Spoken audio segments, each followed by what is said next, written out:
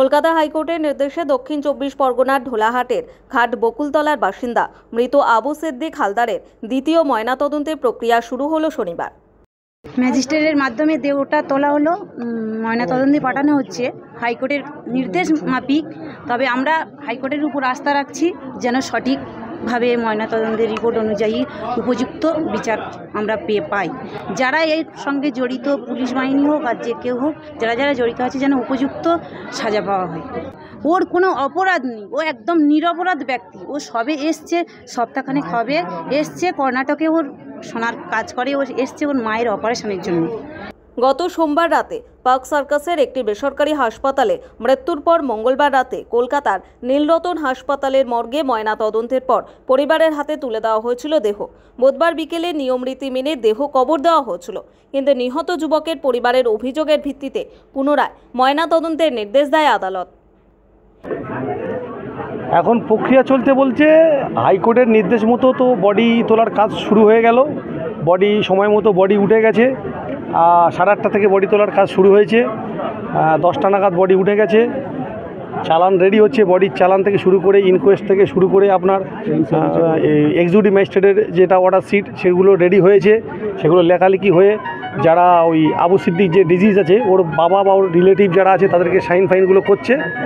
এবার বডি মর্গের দিকে যাবে। না, যেহেতু টোটালটা ম্যাটারটা সাবজুডিস, তো ন্যাচারালি আমরা আইনের লোক, আমরা ল মেকার, আমরা আইনে বুঝে নেব। তবে এটুকু বলি, এই আবু সিদ্দিকের ওপরে যে নারকীয় অত্যাচার থানার পুলিশ, রাজদীপ সরকার এবং আইসি মানস চ্যাটার্জি যেটা করেছে, এর কঠোর থেকে কঠোর শাস্তি আমি দাবি করছি। আমরা দরকার হলে এই মামলাটা নিয়ে আমরা সুপ্রিম কোর্টে যাব। সেইভাবে আমরা অলরেডি পর্যালোচনা শুরু করেছি।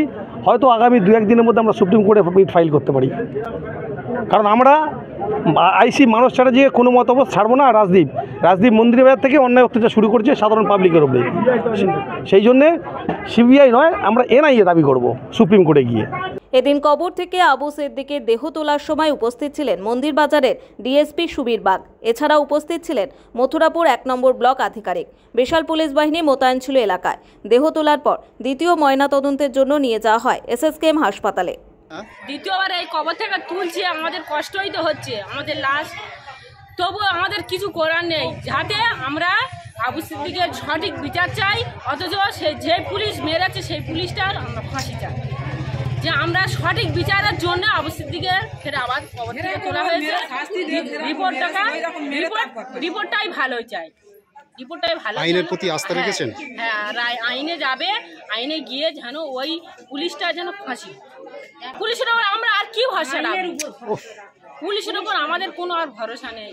যেই পুলিশের হাতে তুলে দিচ্ছে সেই পুলিশ আবার আমাদের মানে আত্মীয় মেরে ফেলছে, সেই পুলিশের আমাদের আর কি ভরসা আছে?